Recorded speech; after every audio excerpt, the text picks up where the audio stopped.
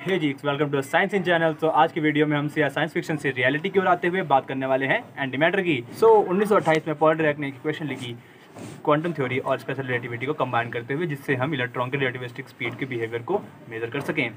But इस equation ने एक प्रॉब्लम क्रिएट की। जैसे कि हम जानते हैं कि every equation like x² = 4 have two answers like x=2 और x=-2। तो दिस इक्वेशन शोज अस कि किसी भी इलेक्ट्रॉन के फिर दो पार्टिकल दो सॉल्यूशन होंगे, जैसे कि एक पॉजिटिव एनर्जी के साथ एक नेगेटिव एनर्जी के साथ।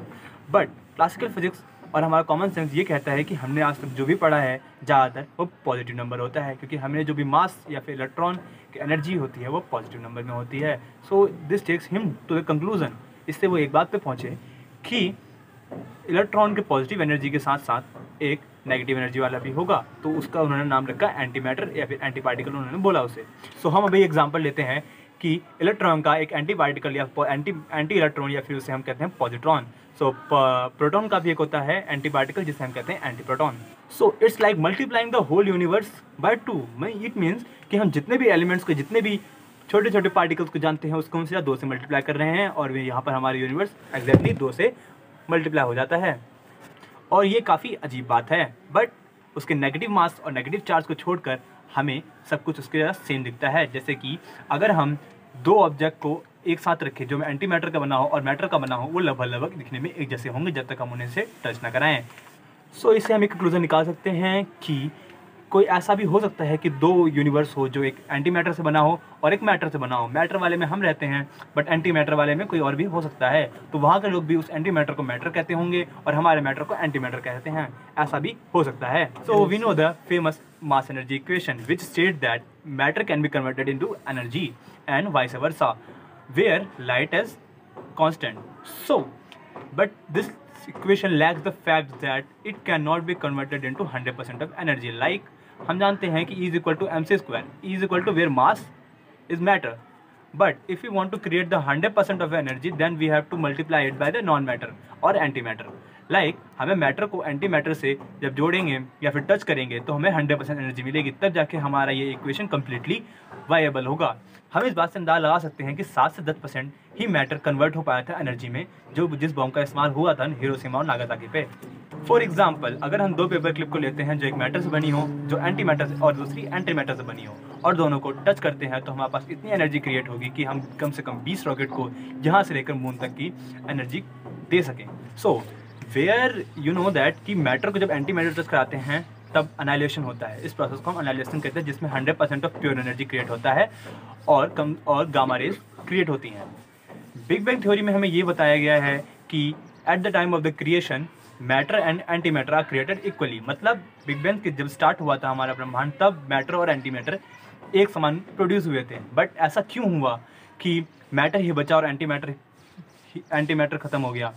ऐसा होना चाहिए था कि मैटर और एंटी मैटर दोनों खत्म हो जाते और सिर्फ लाइट बचती और सिर्फ गामा रेज बचते। तो बट ऐसा क्यों नहीं हुआ? अगर आप ये जानते हैं तो कमेंट पे जरूर बताइएगा। हम दोनों जाएंगे नोबेल प्राइज़ लेने। चीयर्स। और अभी सबसे बड़ी फिजिक्स प्रॉब्लम है जो अभी तक सारे साइंटिस्ट सॉल्व नहीं कर पा रहे हैं। तो अगर आप स्टार ट्रैक, स्टार वॉर्स या लॉस्ट इन स्पेस जैसी मूवी के फ़ैन हैं तो आपको बता देता हूँ कि एंटी मैटर आपका स्पेस टिकट है, क्योंकि एंटी मैटर को फ्यूल की तरह इस्तेमाल किया जा सकता है, क्योंकि वो 100% ऑफ प्योर एनर्जी दे सकता है। वार्प ड्राइव जैसी टेक्नोलॉजी को हमें रियलिटी में क्रिएट करने के लिए एंटी मैटर तो चाहिए ही चाहिए। एंटी मैटर हमारे रॉकेट्स को 50% ऑफ स्पीड ऑफ लाइट जितना बूस्ट कर सकता है, तो ये हमारे लिए काफ़ी ज़्यादा वाइएबल है। स्पेस ट्रैवल और वेपनरी के अलावा भी इसका इस्तेमाल मेडिसिन और कैंसर ट्रीटमेंट के लिए भी होता है। पैट स्कैन का नाम आपने सुना ही होगा। PET scan PET stands for position emission tomography, जो इसका इस्तेमाल आपकी बॉडी के हाई रेजोल्यूशन इमेजेस क्रिएट करने के लिए होता है। Position emission radio active isotope जो ग्लूकोज के साथ अटैच होकर नेचुरली आपकी बॉडी में ऑकर होते हैं, उनका आपके बॉडी के ब्लड लाइन के अंदर इंजेक्ट कराया जाता है, जो अंदर जाके डिसइंटीग्रेट और आपकी बॉडी के इलेक्ट्रॉन्स के साथ अनहाइलेट होते हैं, जिसकी वजह से गामा रेज प्रोड्यूस होते हैं और आपके बॉडी के हाई रेजोल्यूशन इमेजेस बन पाते हैं। सो बात आती है, अगर इसके इतने सारे फ़ायदे हैं, एप्लीकेशंस हैं, तो हम इसका इस्तेमाल अभी क्यों नहीं कर रहे? क्यों ना हम ऐसा करते हैं कि ऐसा रॉकेट बनाते हैं जो एंटी मैटर को इस्तेमाल कर सके और हम मार्स के सरफेस को छू के आ जाते हैं। ऐसा इसलिए है क्योंकि ये महंगा है और ये इकोनॉमिक भी नहीं है। It is hard to capture क्योंकि इसे पकड़ना काफ़ी मुश्किल है, स्टोरेज करना भी काफ़ी दिक्कत है अभी के टेक्नोलॉजी के अकॉर्डिंग। फर्मीलेव टेट्रावेटोन पार्टिकल एक्सीलरेटर में अभी तक कम से कम हमने 15 नैनोग्राम ऑफ एंटीमैटर क्रिएट किया है। 1 नैनोग्राम सन पे क्रिएट किया गया है और 2 नैनोग्राम DESY या फिर डेसी जर्मनी में क्रिएट किया गया है। अभी तक जितना भी एंटीमैटर प्रोड्यूस हुआ है, अगर हम उन सबको भी एक साथ एनालाइज कर दें और उससे एनर्जी प्रोड्यूस करें तो उससे इतनी भी एनर्जी प्रोड्यूस नहीं होगी कि हम एक चाय गर्म कर सकें। तो 1 ग्राम एंटीमैटर बनाने के लिए कम से कम हमें 25 million billion kilowatt hours of energy चाहिए होगी और ये हमें कम से कम मिलियन बिलियन डॉलर्स में पड़ेगा। अगर मैं आपको एक एस्टीमेट दूं तो हमें 1 ग्राम एंटीमैटर बनाने के लिए 62.5 ट्रिलियन डॉलर्स चाहिए होंगे। तो इससे आप अंदाजा लगा ही सकते हैं कि 1 किलोग्राम ऑफ एंटीमैटर कितना महंगा होगा। तो come on math lovers, comment down below what is the cost of 1 kilogram of antimatter. हमारे पास एक और दिक्कत है जो है इसे कंटेन करना, क्योंकि इसे कंटेन करना काफ़ी मुश्किल है। अगर हमने इसे सही से कंटेन नहीं कर पाए और हमने प्रोड्यूस करना चाहा तो आप समझ सकते हैं आपके बिलियन ट्रिलियन डॉलर एक बार में नाली में चले गए। तो आपको कैसा लगेगा, आपके पैसे इतने वेस्ट हो जाएंगे।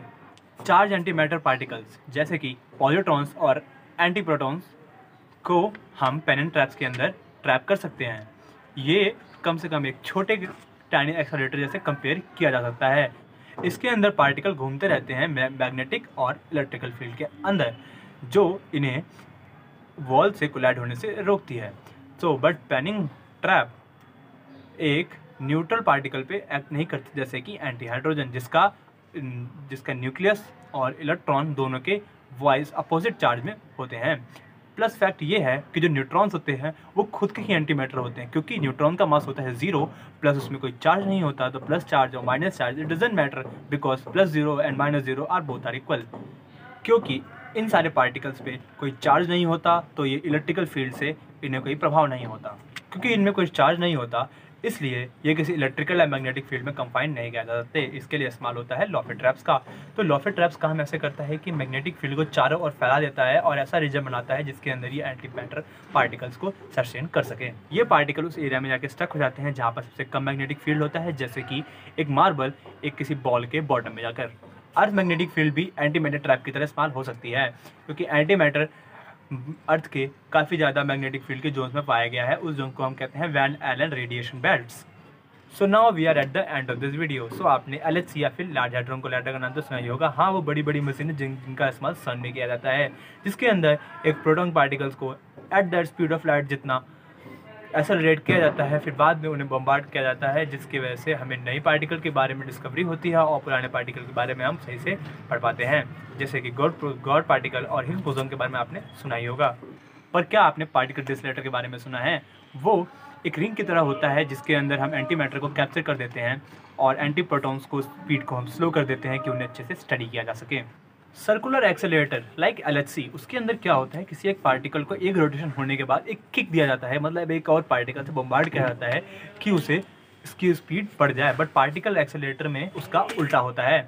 उसके अंदर एक पार्टिकल जब एक सर्कुलर रोटेशन कंप्लीट करता है तो उसे बैकवर्ड्स किया जाता है, जिसकी वजह से उसकी स्पीड स्लो हो जाती है और हम उसे अच्छे से स्टडी कर पाते हैं। So that's it for today guys. Don't forget to like this video to post the moral of our science community, subscribe us to stay in touch with us and hit the notification bell so that you never miss an update. Bye guys, see you in the next video. Keep learning because we are born to learn.